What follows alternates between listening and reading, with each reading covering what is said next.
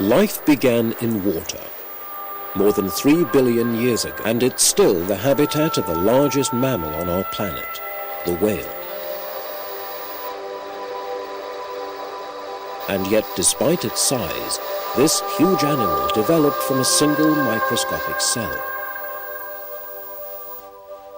The wonderful trick of cell division produces the myriads of cells which in the end make up the gigantic body of the whale. This too is a cell about to divide. What will develop from this cell? What provides this particular cell with the correct instructions for the formation of a mighty redwood? However tall an organism may be, however small, each and every one of them developed from a single fertilized egg cell that underwent an inconceivable number of divisions. But how did each one of these resulting cells know whether it would one day become a skin cell or a bone cell in a finger of the right hand? Science, in answer to these questions, says that it's termed. Another example of cell division, the embryonic stage of a fly. Once again, a program is being carried out. But this time, something seems to have got mixed up. Legs at the head, where feelers should be. What went wrong here?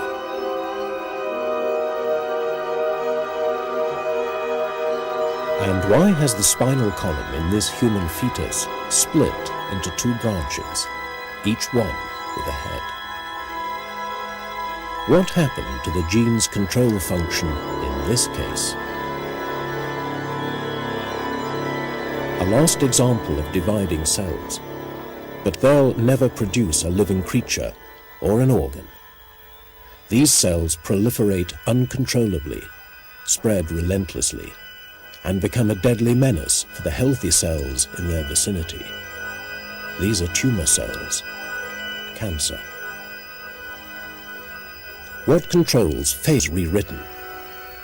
Were genes involved here too?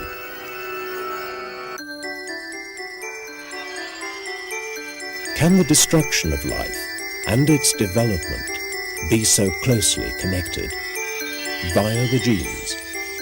An intriguing thought which indeed affects the fundamentals of life itself.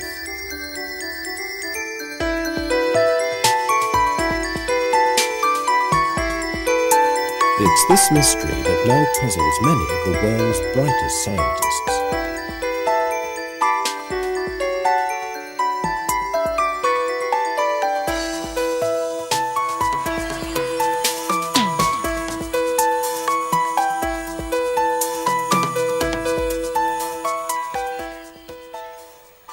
The EMBL is a European science centre with its headquarters in Heidelberg. Scientific research has become extremely expensive.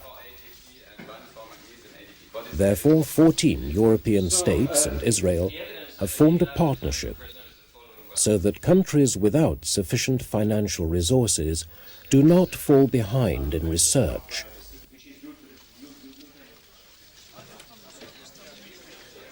In addition to pure research, another important objective for the EMBL is the development of new technologies in the field of the life sciences, the discipline that will determine the future.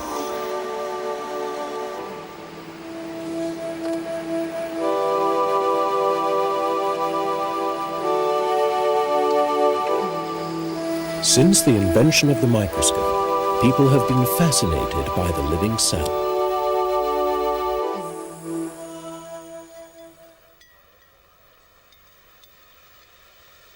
Today, their interest is greater than ever, because in the cell nucleus, are stored precisely those programs that control the cycle of growth and decay in life, the sausage-shaped chromosomes.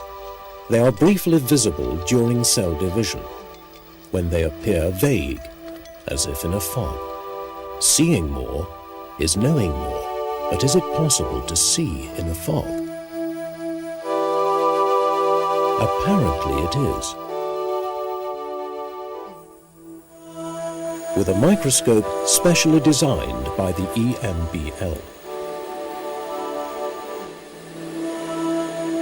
The microscope itself seems to have become hardly more than an accessory. Laser beams pass over the cell sample, scanning the desired information point by point.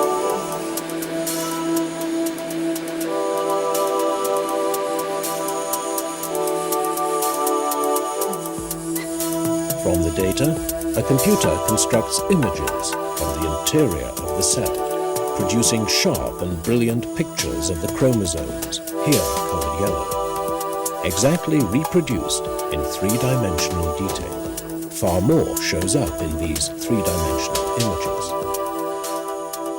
Here we can see 4 single cells.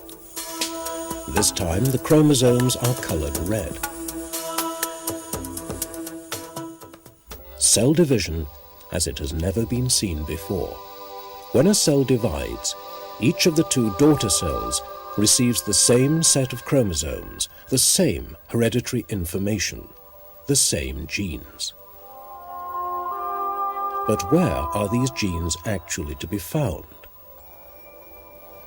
The chromosome has a thread with multiple twists and coils. Its individual segments.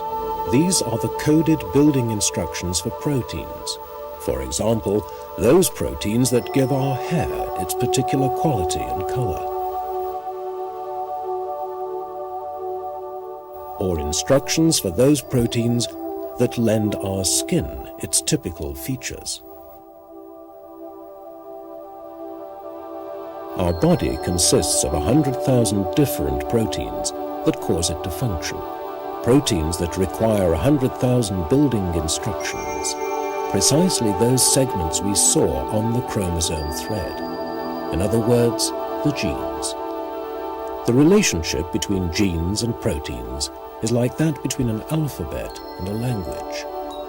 Each gene is a precisely defined sequence of chemical building blocks, the letters of the genetic alphabet used for writing the building instructions on the DNA helix. 10 centimeters of DNA with about 5,000 building instructions coiled and twisted to form a chromosome that is 10,000 times smaller. And there are almost 50 of these chromosomes in the nucleus of each body cell. Little is to be seen of these chromosomes after cell division. Does that mean that their valuable information has also been lost? Maria Carmo Fonseca from Portugal and Rainer Peppercock from Germany are searching for answers to this question. Okay, let's get this one. Yeah. They believe that if you want to catch a rabbit, ask a fox. And this is exactly what they're doing. They inject sensors into the cell nucleus, or more precisely, the injections are performed by a fully automatic, extremely accurate device that was specially developed at the EMBL.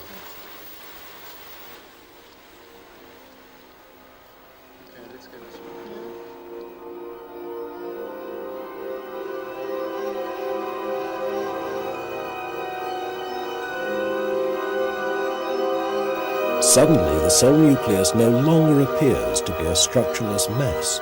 On the contrary, a first glimpse into a world which until now was largely impenetrable. But how is it possible to render visible something that will never be visible? In other words, the molecule itself. A segment of the DNA helix. Illuminated here, the beginning of a particular gene, a sort of chapter heading in the instruction manual of the cell.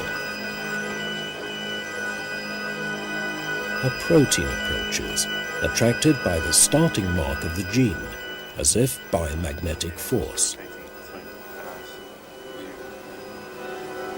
the protein docks on the DNA. It constitutes a sort of gene switch that triggers the subsequent copying process. How are computer images of this sort produced? Is this in fact reality?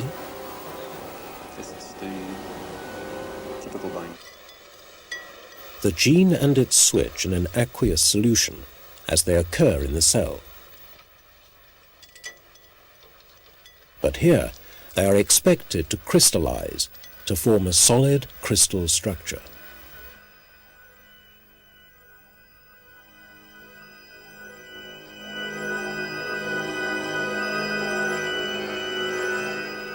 Frequently it takes weeks to acquire the knack and for the desired crystals to appear. Often it just doesn't work. If it is successful, then it is a matter of routine. The X-ray analyzer runs day and night and precisely determines the position of each single atom, the structure of the molecules.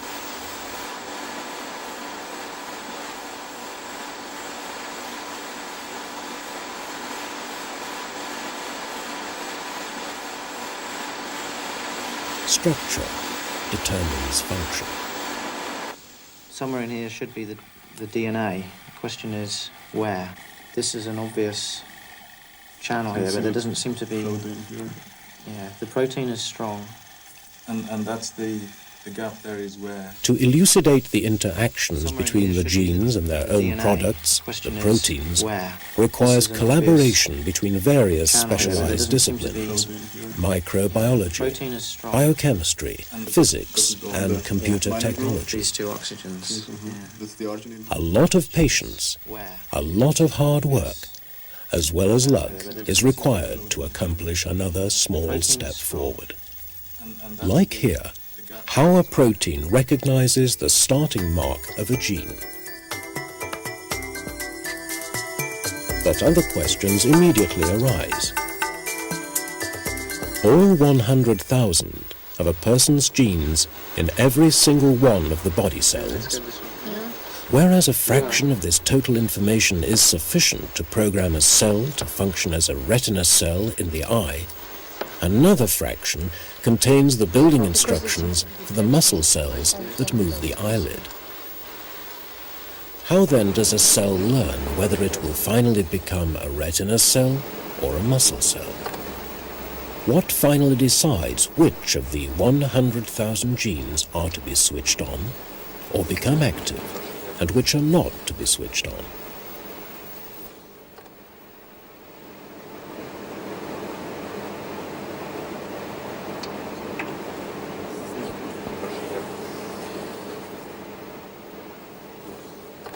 Back to the early stages of embryonic development. Here, Denis Duboul from Switzerland has made some fascinating discoveries in mice embryos.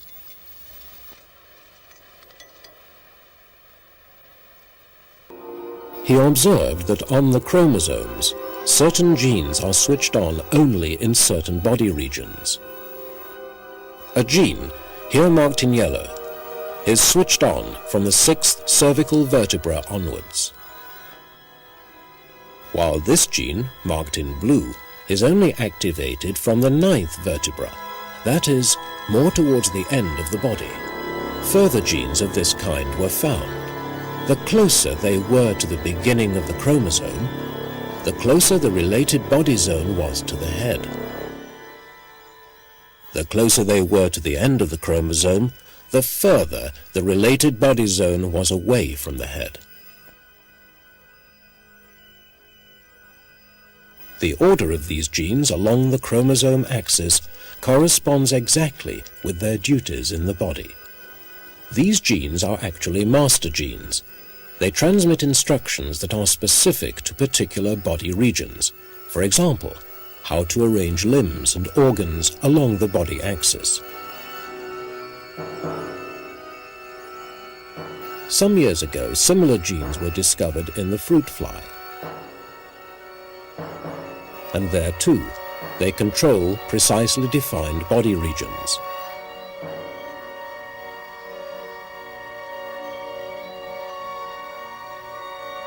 And now an astonishing discovery.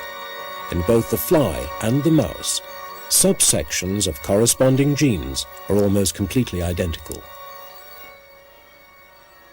Why this molecular kinship?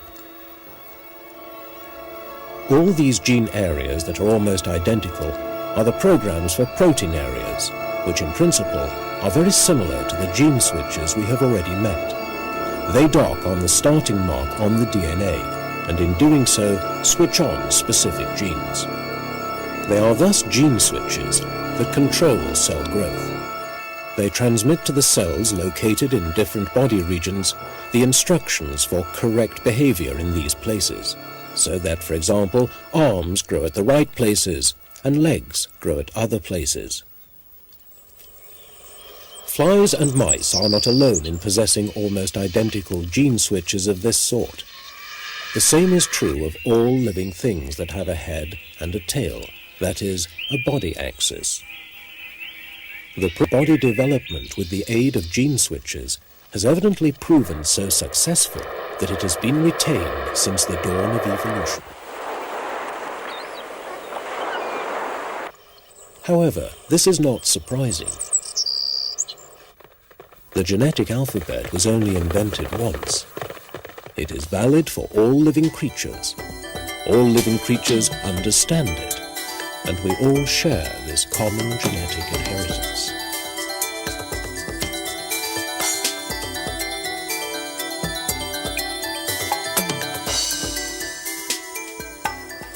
There is one such being that can even understand how all these communication processes work. The EMBL brings together molecular biologists from Europe and from all other parts of the world. It provides them with the opportunity to make contact with each other and to play an effective part in the worldwide research in their field.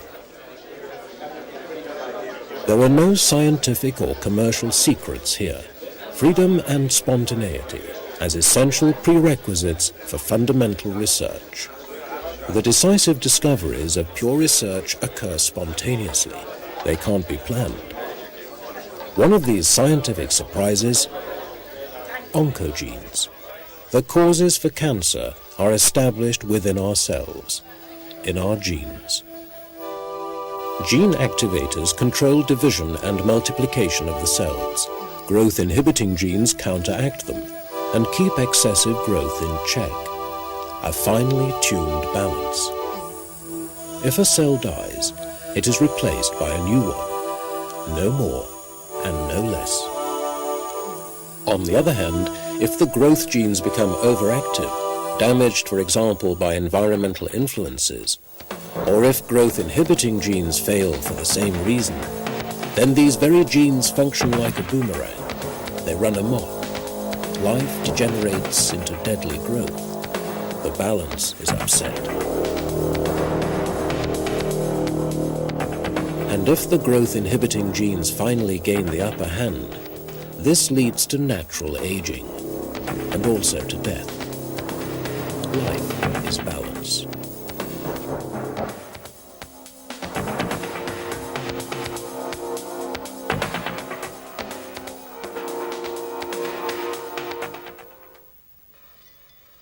Growth genes, growth-inhibiting genes, oncogenes, anti-oncogenes. The words could belong to a magic spell that rewrites the oracle of life. Life is growth and multiplication.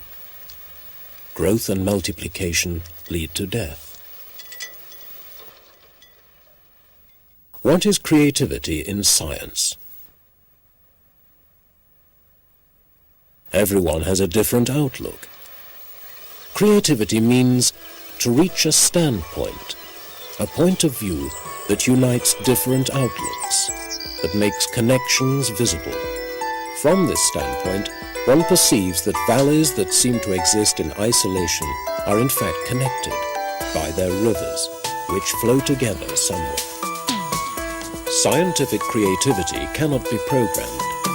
It can be promoted by institutions such as the EMBL. the EMBL in Heidelberg, a town with a renowned scientific tradition and rich cultural heritage.